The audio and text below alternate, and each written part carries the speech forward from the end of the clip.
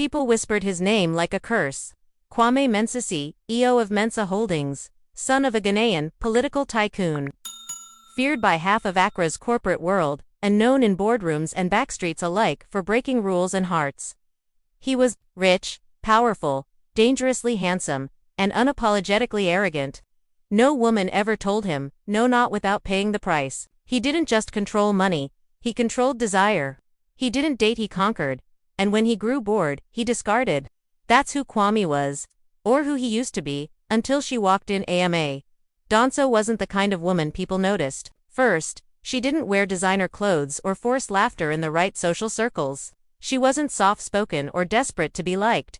AMA had something rarer. She had fire.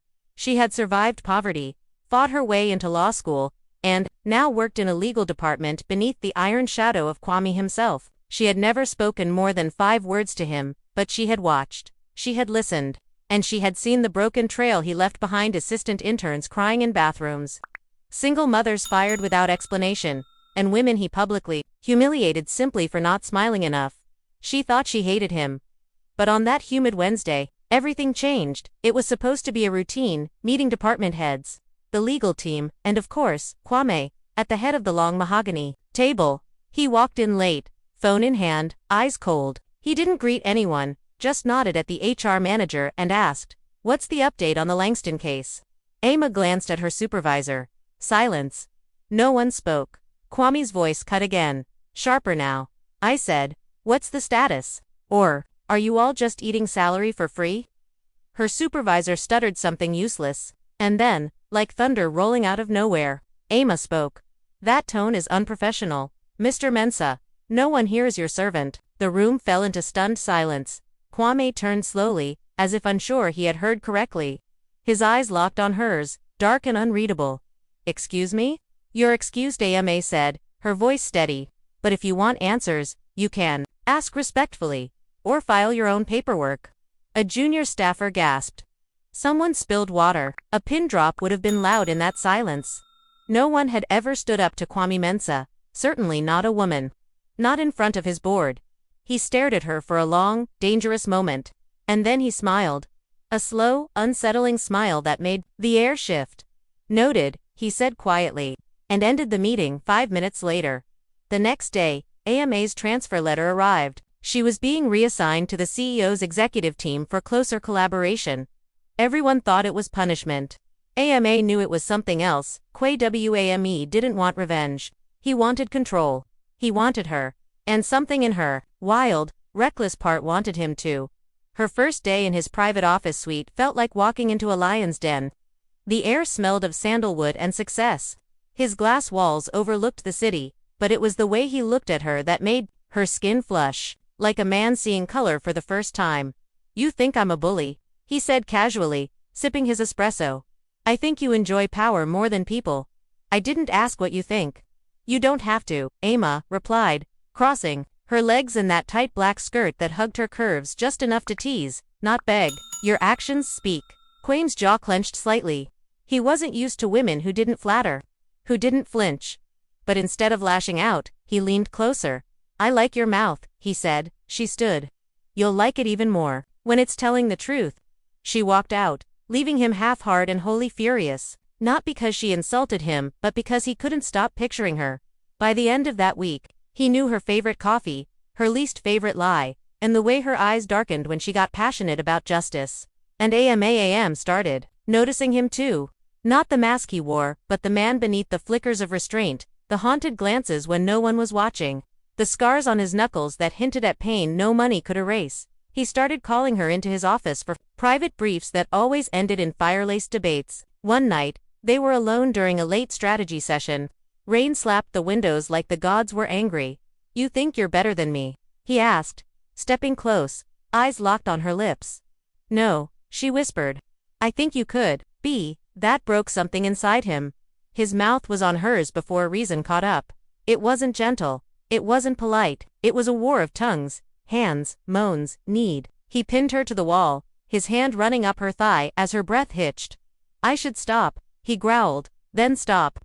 But neither of them moved. She kissed him harder, nails dragging down his back, unbuckling his belt with trembling fingers. He lifted her, wrapped her legs around his waist, and she gasped as he thrust deep inside her with the hunger of a man who had waited his whole life for this moment. Her head fell back. He bit her neck.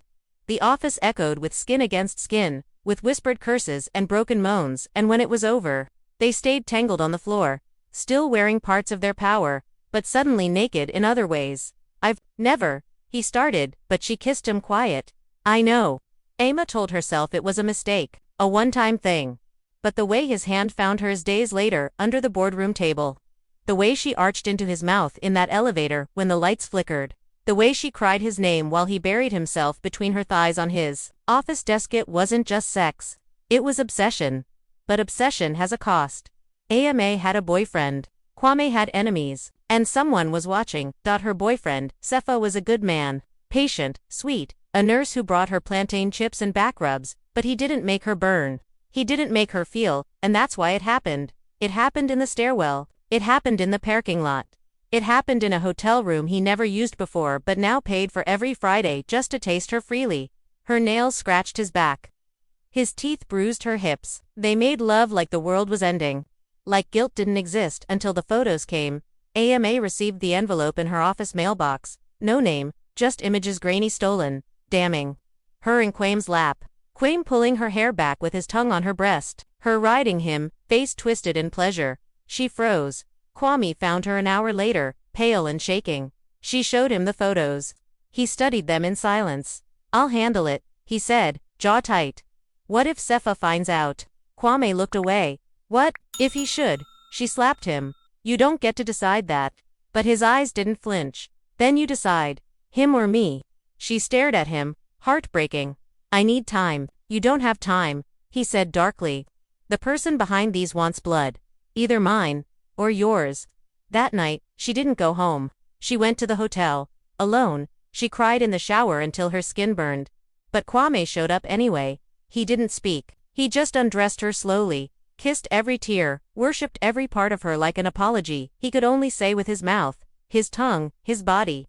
He loved her like a man who knew he might lose her. And Ama let him because the truth hurt less when it came with pleasure.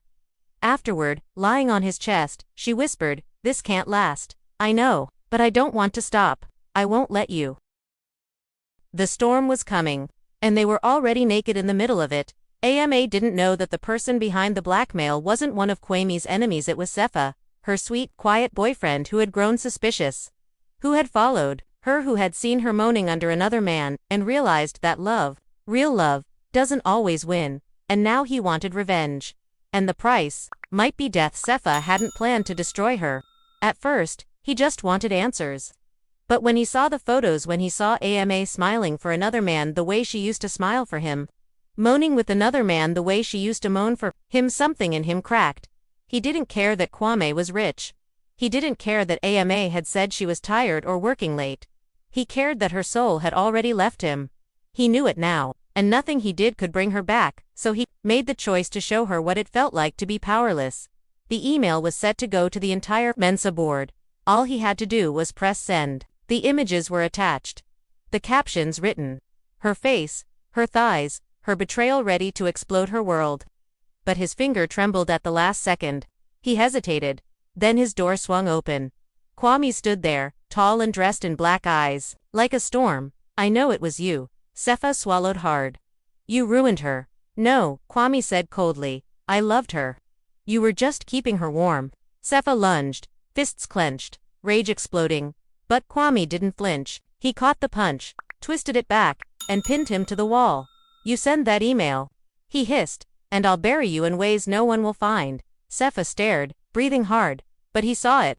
The madness in Kwame's eyes. The kind that doesn't bluff. And then he broke. "She was everything I had." Kwame released him. "She's everything I never thought I'd deserve." Sefa didn't send the email. But Ama saw them arguing. She put the pieces together. She walked away from both of them that night, heart shattered. For weeks, she didn't answer Kwame's calls. She buried herself in casework, but he waited. Every Friday, he sent her the same text, "Still yours. Even if it kills me." She read every one. Until one night, she stood outside his door wet from the rain, trembling from the truth. He opened it, said nothing, just pulled her in and closed the door behind her. Her lips crashed into his, like a woman starving. His hands ripped at her soaked dress, desperate to feel her again. She pushed him onto the couch and climbed onto his lap, grinding against his hardness like her life depended on it. I tried to forget you, she moaned into his mouth. I never did, he whispered, his voice breaking. He slid into her slowly, and they both gasped like coming home after being lost too long. She rode him with tears in her eyes, his hands on her hips, their souls clashing in rhythm and fire. There was no more guilt. No more hiding. Only truth, raw, sweaty, beautiful. I love you, he groaned, face buried in her chest. I hate that I do, she sobbed, but neither stopped. Their bodies knew what their hearts had fought too long. When they came, it wasn't just climax, it was surrender. He held her for hours afterward, fingers tangled in her curls, heartbeat steady against hers. I was a bully, he said softly. But you made me human. Emma kissed his chest and whispered, then don't ever let me go. And he never did.